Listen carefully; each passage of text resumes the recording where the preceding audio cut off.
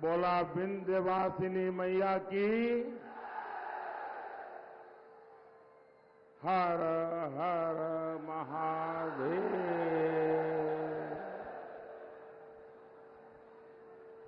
हम सीता मैया, बाबा हरिहरनाथ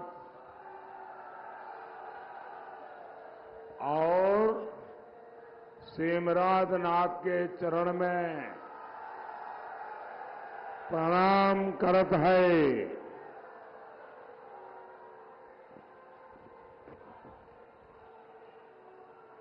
आज सीता नवमी के पावन दिन मुझे मां सीता की तीर्थभूमि पर आने का सौभाग्य मिला है। मैं सीता मैया, बाबा हरिहरनाथ और सेमराधनाथ के चरणों में श्रद्धापूर्वक प्रणाम करता हूं। साथियों, मैं काशी वाला हूं।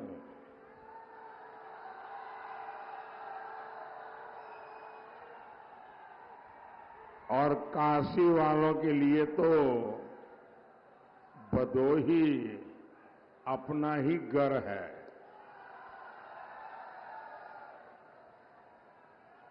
मुझे पक्का विश्वास है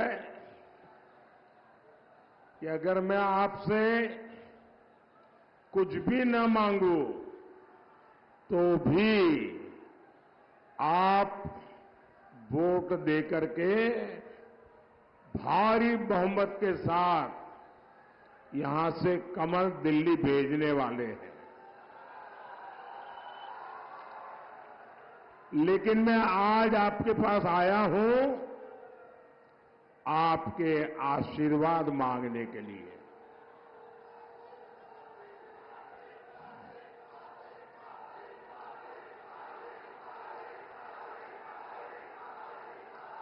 इन दिनों दुनिया भर के अखबार वाले, टीवी वाले, कैमरा वाले हिंदुस्तान में चारों तरफ इस चुनाव का जायजा ले रहे हैं। लेकिन वो हैरान हो जाते हैं कि इतनी गर्मी और लोकतंत्र के प्रति इतना अद्भुत प्यार उनके दिमाग में ही नहीं बैठता है। गर्मी के मौसम में आपका ये उत्साह बता रहा है। फिर एक बार, फिर एक बार, फिर एक बार। साथियों, भदोही के चुनाव की चर्चा आज पूरे प्रदेश में हो रही है। लोग पूछ रहे हैं, भदोही में ये टीएमसी कहां से आ गई?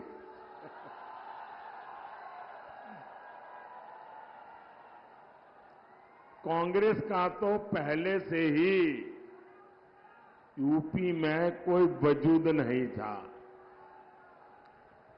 सपा भी मान चुकी है कि इस चुनाव में उसके लिए कुछ भी बचा नहीं है। सुपड़ा साफ हो गया है। इसलिए भदोही में ये सपा वाले मैदान छोड़ करके ही भाग गए।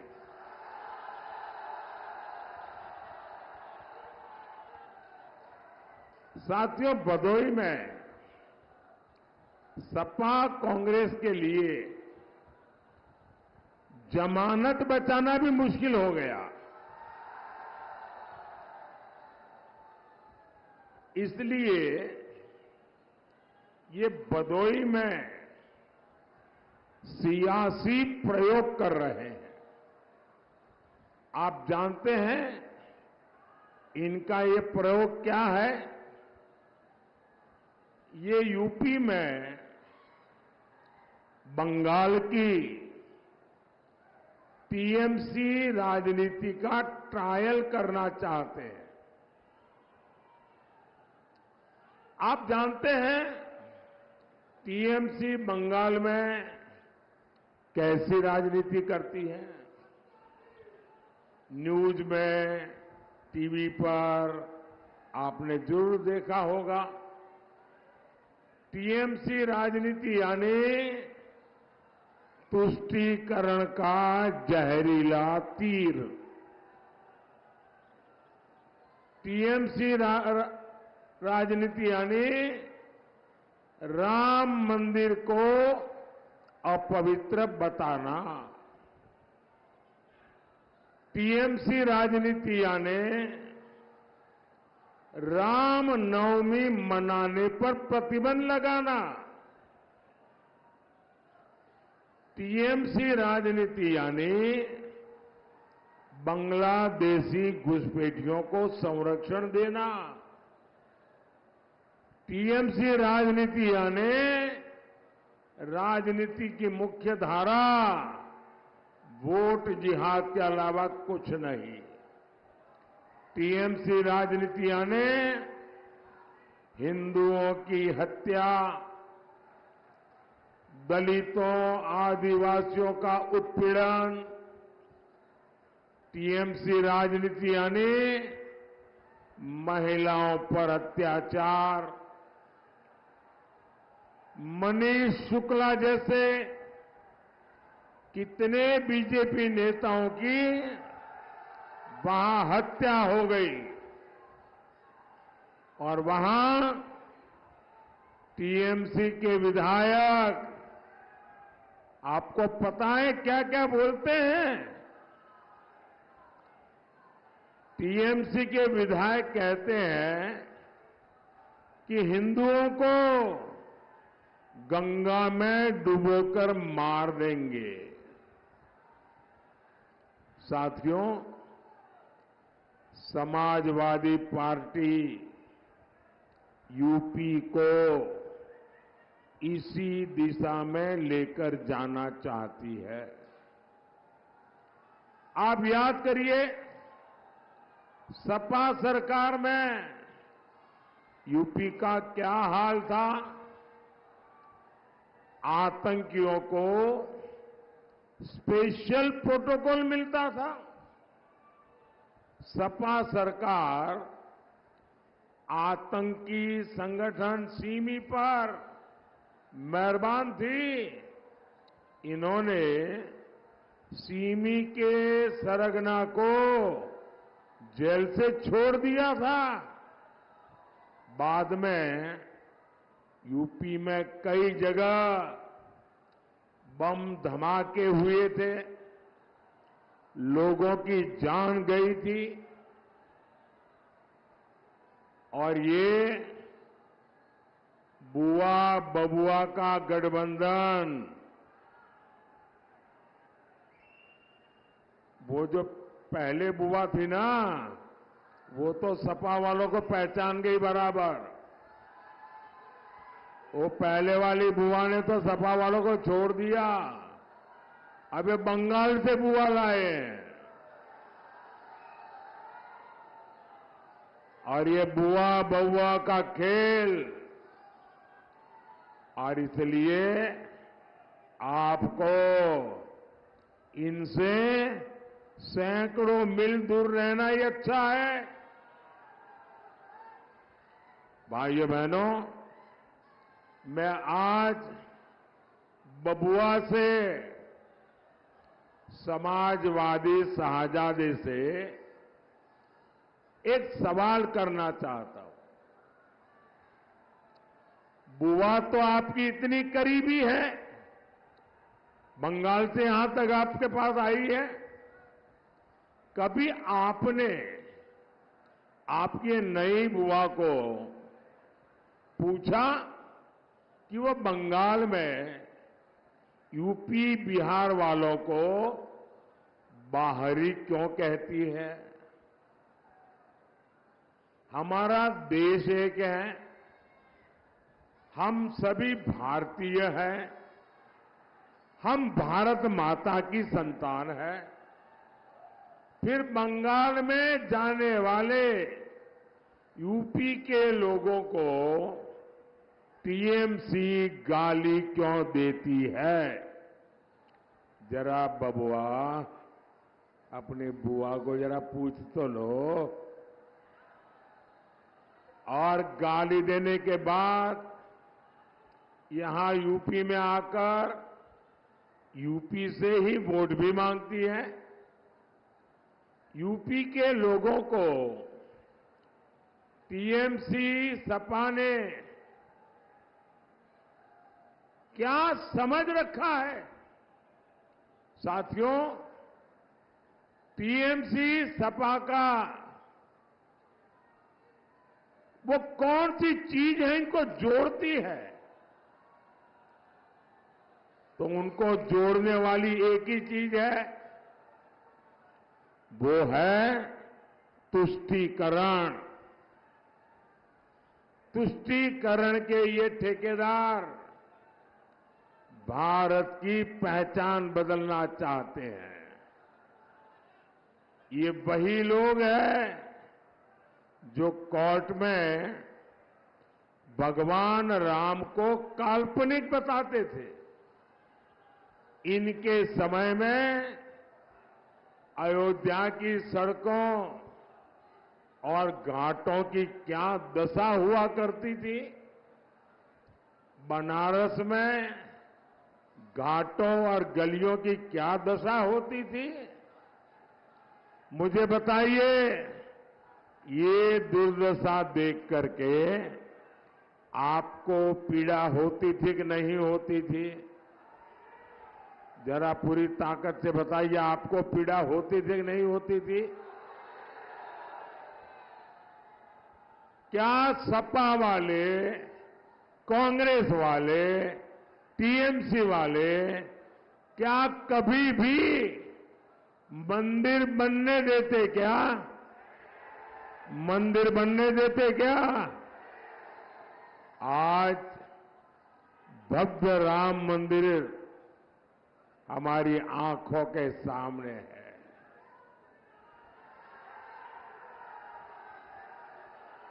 जय श्री राम, जय श्री राम।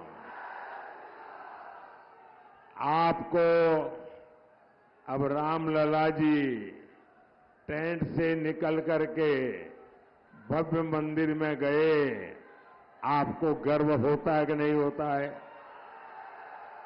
रामलला जब टेंट में थे, हम सबको पीड़ा होती थी कि नहीं होती थी।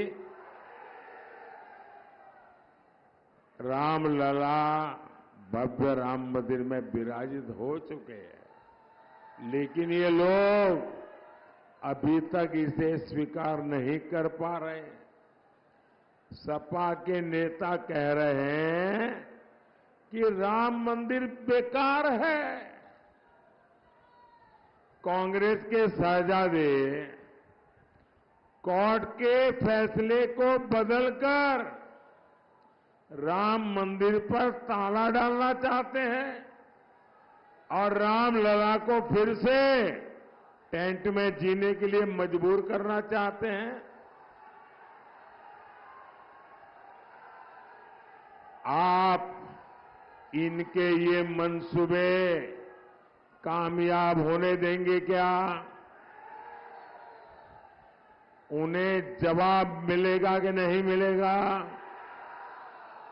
भाइयों बहनों, ये बीजेपी ही है जो अयोध्या में भव्य राम मंदिर का गर्व करती है। ये बीजेपी है जिसने बनारस में बाबा का धाम संवारा है। और ये बीजेपी ही है जो मां विंध्यवासिनी का धाम भी बनवा रही है। मां विंध्यवासिनी के आशीर्वाद से ये अभियान रुकने वाला नहीं है।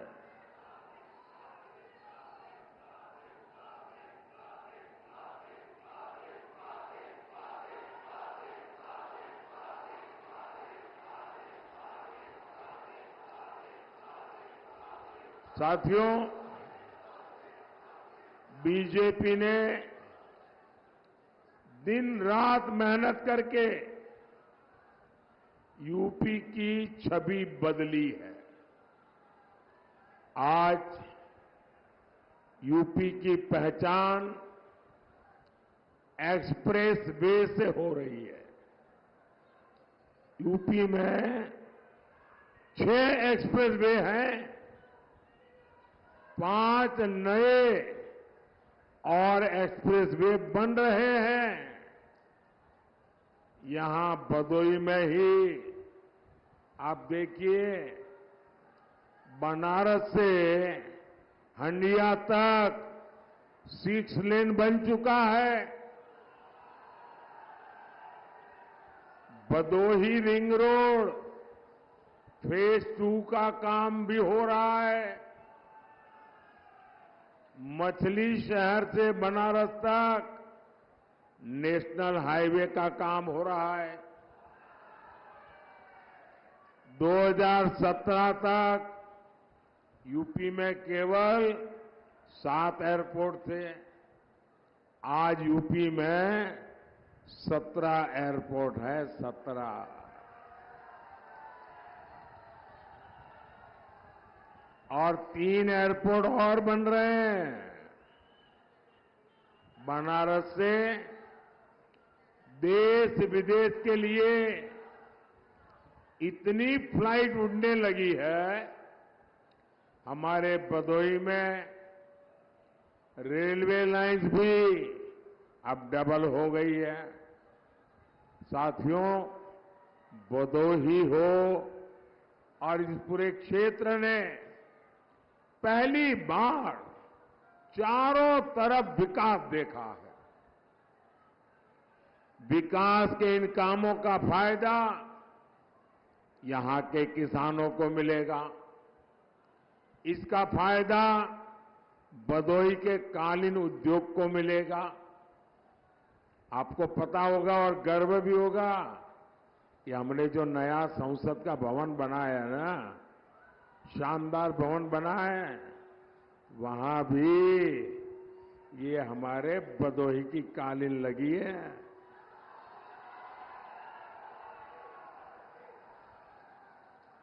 भदोही की कालीन को 1 डिस्ट्रिक्ट 1 प्रोडक्ट ओडीओपी 1 वाली पुलिस में ऊपर रखा गया है।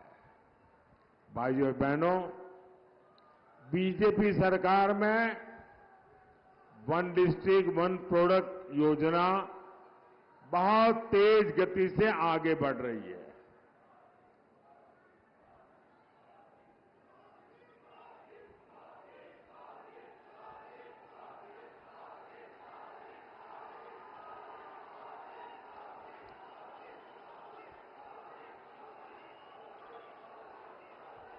आपका उत्साह पूरा हो जाए उसके बाद मैं बोलूंगा।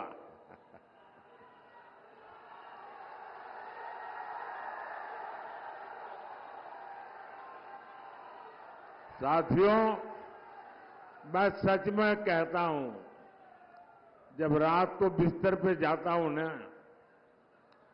तो मुझे दिन भर आप लोगों के चेहरे याद आते हैं।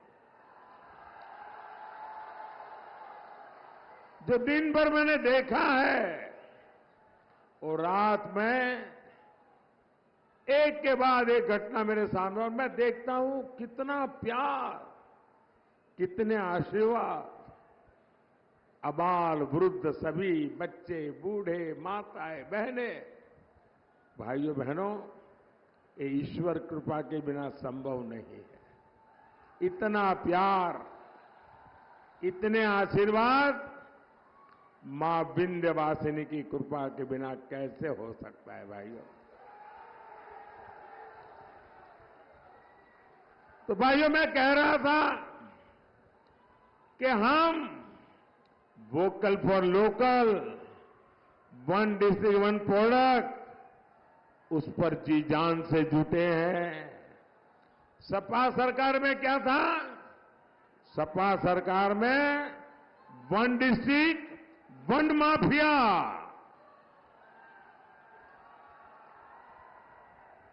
हर डिस्ट्रिक्ट का अलग माफिया, हर डिस्ट्रिक्ट में अलग माफिया का साम्राज्य,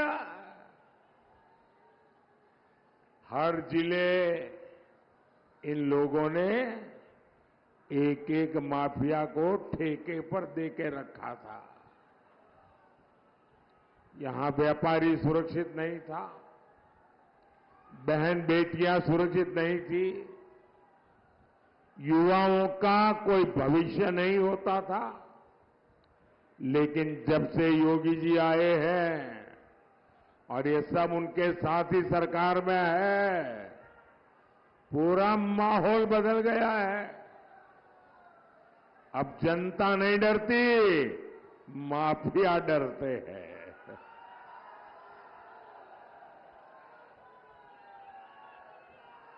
साथियों, सपा कांग्रेस जात पात के नाम पर गांव, गरीब, मजदूर, किसान का वोट लूट लेते थे।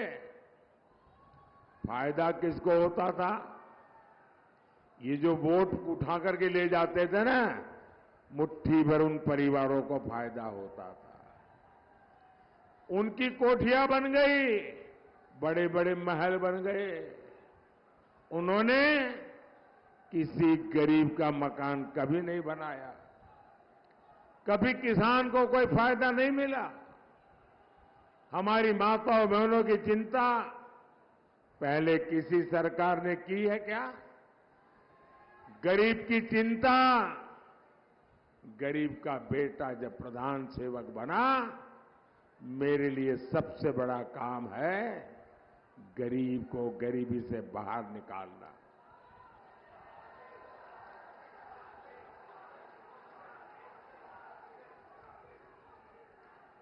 भाइयों बहनों, मैं मां विंध्यवासिनी के चरणों में खड़ा हूं और मां विंध्यवासिनी की भूमि है, पवित्र भूमि है। और उस पवित्र भूमि से कह रहा हूं, ये मोदी है जिसने अभी भी खुद का कोई घर नहीं बनाया है,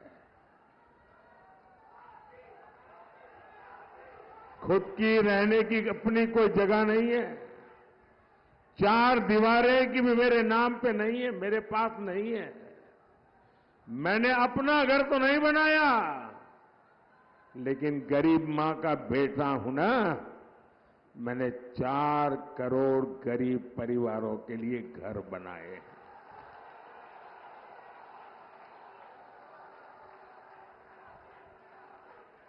मोदी ने देश में 14 करोड़ घरों तक पाइप से पानी पहुंचाया है। और जब मैंने पाइप से पानी पहुंचाया ना, मतलब वो एक सिर्फ पाइप नहीं है, मैंने उन माताओं बहनों की पीढ़ियों की मुसीबतों को खत्म किया है। तब जाकर के माताएं बहनें आशीर्वाद देती। यूपी के 2.25 करोड़ परिवारों को इसका लाभ मिला है। हमने हमारी माताओं बहनों के लिए शौचालय बनवाए और यूपी ने तो मुझे बताया कि मोदी जी हमारे लिए शौचालय नहीं, हमारे लिए तो इज्जत घर है। और बाद में तो मैं देश भर में कहने लगा कि इज्जत घर कहते हैं हमारे यूपी के लोग। मैं उनकी तकलीफ जानता था। उन्हें धुएं से आजाद करने के लिए मुफ्त गैस सिलेंडर दिए। आज 80 करोड़ लोगों को मुफ्त राशन मिल रहा है। भाइयों बहनों, ये हमारे किसान मोदी के आने के बाद अनाज पैदा करने लगे क्या? मोदी के आने पहले भी तो धान पैदा करते थे ना, अनाज पैदा करते थे ना। ये सोनिया जी की एक रिमोट वाली सरकार चलती थी मेरे आने के पहले। उनको पूछा, सुप्रीम कोर्ट ने कहा कि गरीबों को अनाज दे दो मुफ्त में। उस समय के प्रधानमंत्री ने कहा नहीं, हम गरीबों को एक रत्ती भर भी अनाज नहीं दे सकते हैं, हम इतना बोझ नहीं वहन सकते हैं। वो गरीबी क्या जाने, ये जब आपका बेटा, आपका सेवक जो गरीबी को जी कर आया था बैठा ना, 80 करोड़ लोगों को मुफ्त राशन पहुंच रहा है। क्योंकि मेरे मन में एक ही भाव है कि गरीब का चूल्हा जलता रहना चाहिए, गरीब का बच्चा भूखा नहीं रहना चाहिए। और मैं गारंटी देता हूं, आने वाले 5 साल भी ये मुफ्त राशन मिलता रहेगा। यूपी में 2.5 करोड़ से ज्यादा किसानों को किसान सम्मान निधि के 70,000 करोड़ रुपए मिल चुके हैं। 70,000 करोड़ रुपए। मोदी के काम क्या है ये आप सब जानते हैं, जानते हैं ना। और इसलिए मैं काम गिनाने नहीं आया हूं, अगले 5 वर्षों में और क्या होगा उसकी मैं आपको गारंटी देने आया हूं।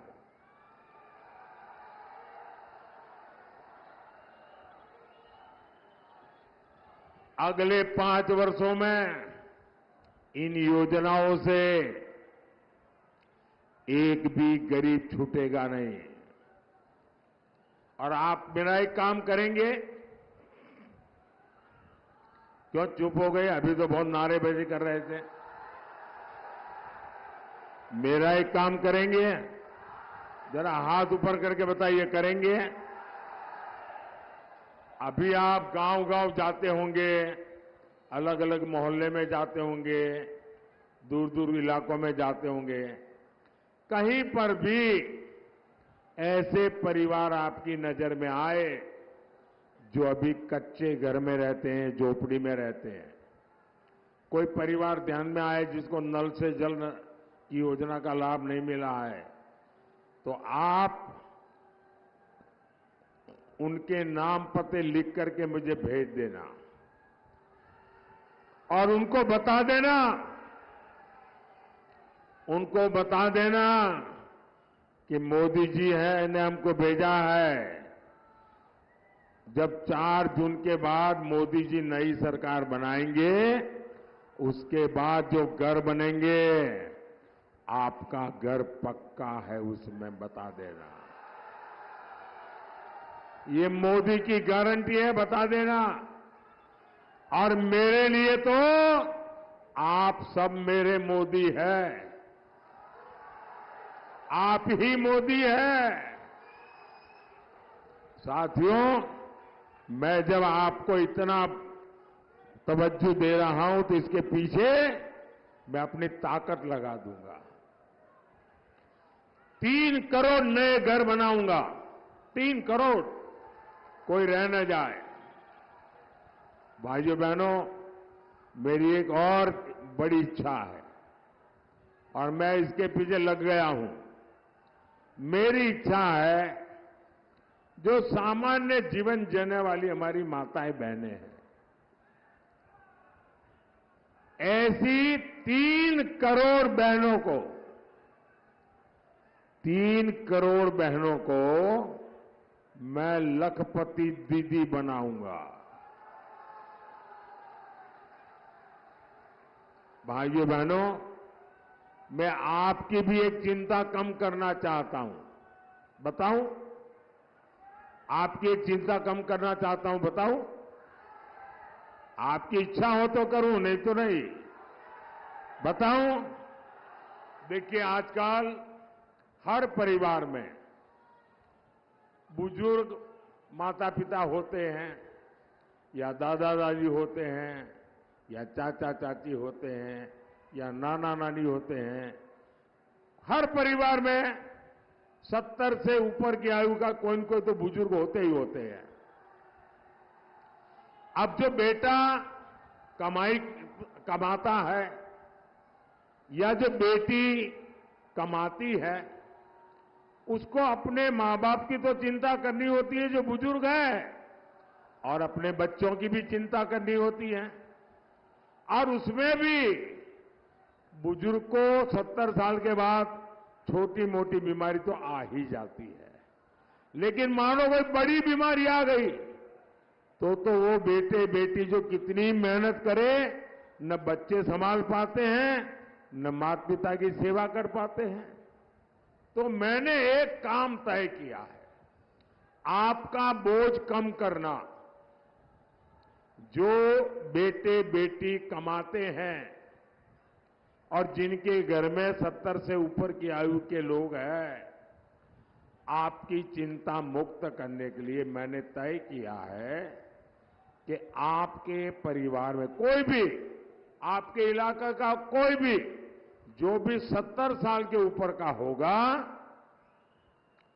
अगर वो बीमारी में है तो अब उनके बेटे बेटी को इलाज का खर्चा नहीं करना पड़ेगा, वो आपका बेटा मोदी करेगा।